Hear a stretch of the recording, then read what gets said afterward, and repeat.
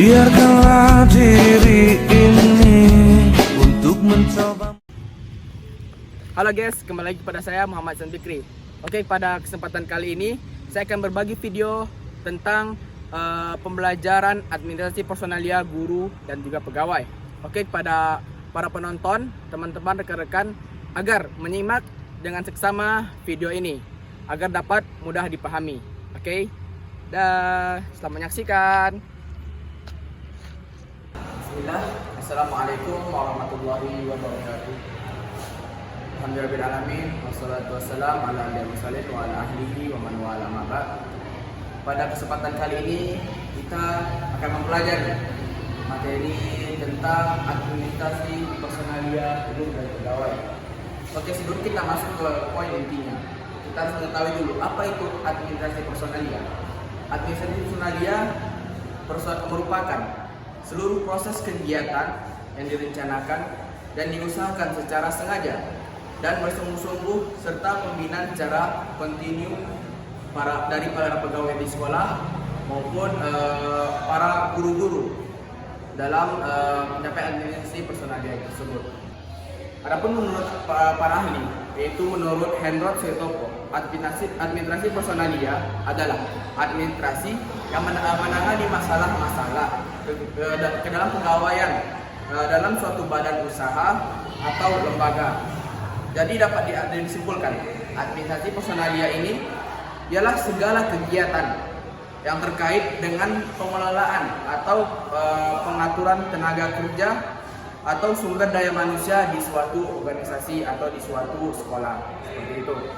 Oke, kita masuk ke ruang lingkup administrasi personalia.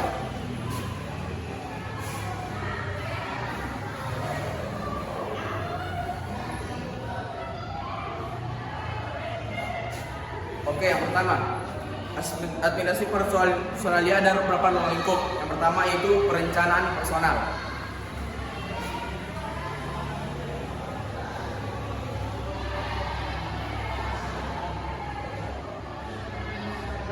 Oke, perencanaan personal ini ialah supaya bisa disediakannya para calon karyawan yang memiliki kemampuan buat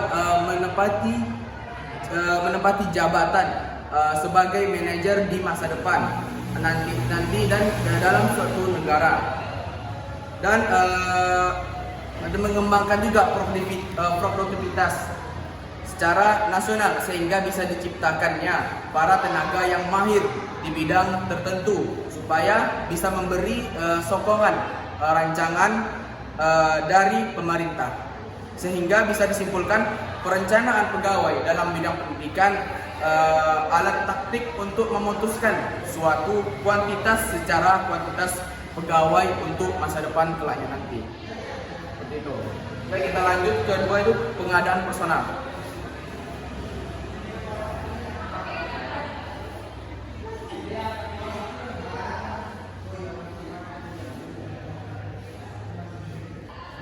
Oke, kita masuk poin kedua, yaitu pengadaan personel.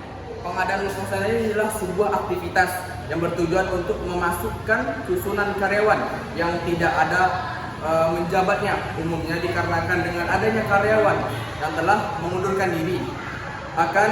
Tetapi juga karena memperluas institusi atau disebut pengadaan atau perekrutan personel. Itu pengadaan personel. Yang lanjut poin ketiga, yaitu pembinaan atau pengembangan personel.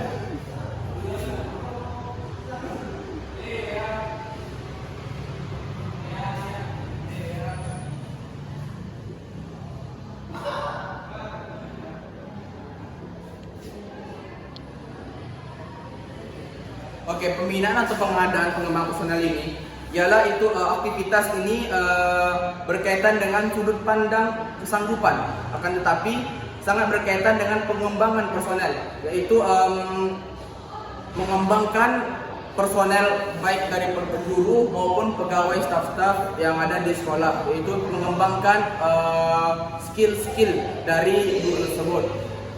Lanjut yang keempat yaitu promosi atau rotasi personel.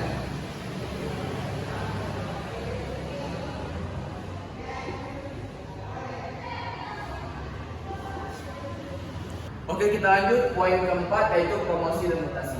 Promosi dan mutasi ini dapat dibilang peningkatan dalam kedudukan. Mendapatkan kuasa dan pertanggungjawaban yang makin besar dari sebelumnya. Promosi ialah instrumen istimewa ketika berada di pendidikan yang mana wajib terancang buat untuk menolong berkembangnya perilaku atau serta diberi penjelasan yang cermat dan durasi yang tepat. Sedangkan mutasi bisa berlangsung akibat sebuah keperluan personel tersebut. Contohnya, personel memiliki dengan kaitan seperti menduga tak sama seperti kedudukannya. Adapun menduga tak sama seperti kedudukannya itu seperti bos misalnya. Ada lagi yang menduga tak sama seperti keadaan jasmaninya maupun kebutuhannya. Itu termasuk itu definisi tentang promosi dan juga mutasi. Oke, kita lanjut ke poin selanjutnya, yaitu tentang bidang layanan. Apa aja bidang layanan dalam administrasi personalia ini?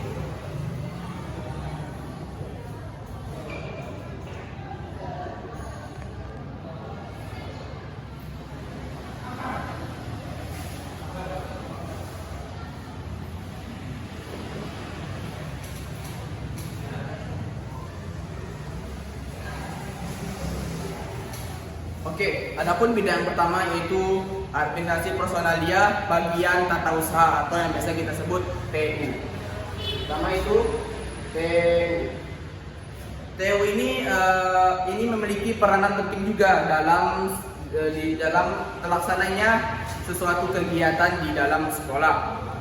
Karena bagian tata usaha ini ia mengatur atau mengurusi hampir seluruh kegiatan dalam sekolah. Karena bagian tata usaha inilah yang mengatur dan mengurusi hampir seluruh kegiatan dari sekolah tersebut, mulai dari kegiatan penerimaan murid baru misalnya hingga kegiatan keseluruhan siswa. Itulah kegiatan yang dilakukan oleh administrasi personalia bagian TU. Kita lanjut administrasi personalia bagian pegawaian dulu. Guru dan pegawai. Nah, yang kedua ini juga memiliki peran yang sangat penting. Sedangkan pegawai dalam suatu sekolah ialah semua manusia yang bergabung dalam kerjasama pada suatu sekolah. Yang kedua tadi, pertama tadi pegawai, yang kedua ini guru. Guru ialah personal pendidik yang paling sering berinteraksi langsung kepada siswanya atau kepada peserta didik, yang berperan besar terhadap kemajuan peserta didik.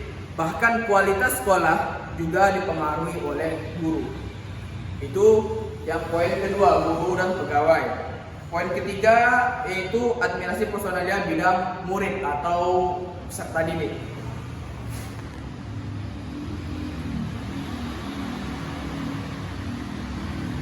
Oke, administrasi personalia peserta didik ini bidang merupakan layanan yang memusatkan perhatian pada pengaturan, pengawasan, dan layanan siswa di kelas dan di luar kelas, seperti pengenalan, pendaftaran, layanan individual seperti pengembangan keseluruhan kemampuan, minat, kebutuhan,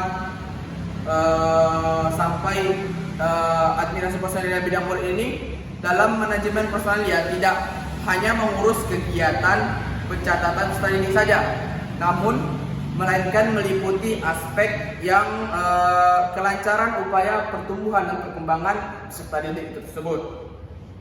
Oke, lanjut poin ketiga, yaitu proses administrasi personalia.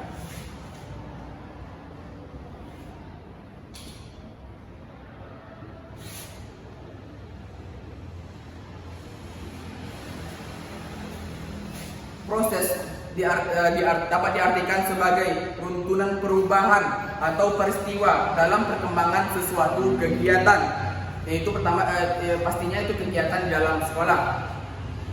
Adapun proses administrasi personalia di sini kami artikan sebagai kegiatan yang dilakukan untuk mengelola personalia dalam bidang pendidikan secara umumnya proses administrasi personalia ini membicarakan tentang perencanaan atau perancangan antar hubungan personalia dan penilaian dan promosi hingga penelitian personalia. Adapun beberapa proses kami uraikan dalam beberapa poin. Pertama yaitu rencana pengadaan personel. Di sini tadi di ruang lingkup pun sudah kami jelaskan juga perencanaan personel. Di bagian proses ada personalia pun kami tentukan juga rencana pengadaan personel.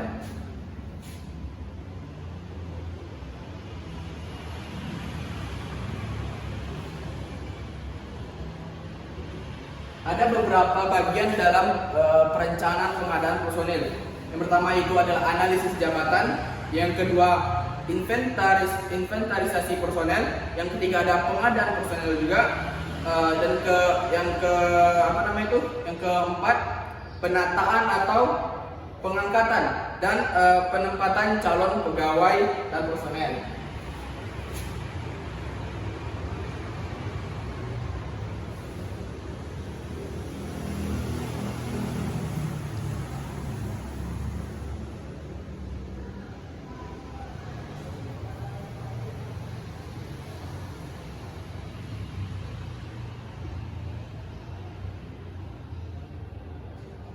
Oke, kita masuk poin kedua yaitu penataan, pengangkatan dan penempatan calon pegawai atau personel.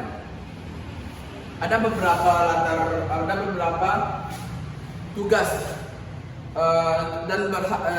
dan berhasil perlu ditata dan memperhatikan beberapa hal tersebut. Kalau ingin menyampaikan sesuatu itu, pastinya kita harus menata secara tepat dan tepat. Ingin menempatkan seseorang itu pada jabatannya.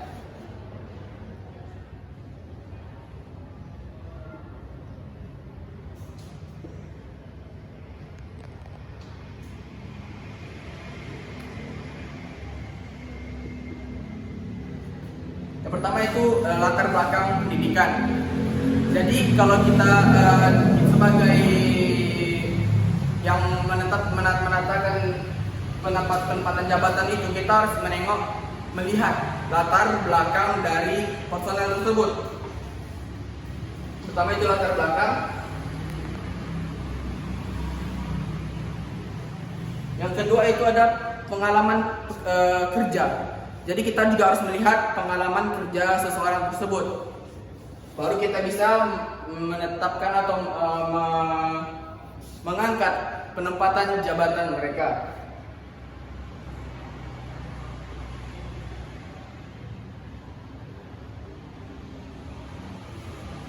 Yang ketiga itu kemungkinan pengamanan atau peningkatan ke karirnya, itu juga termasuk.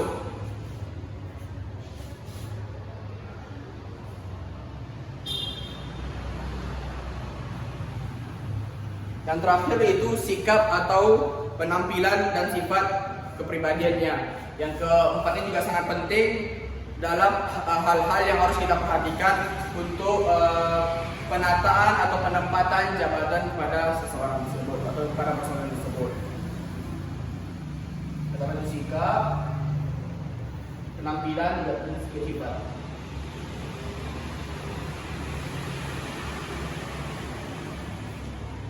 Oke, mungkin sekian dari penjelasan saya kali ini tentang administrasi personalia guru dan pegawai.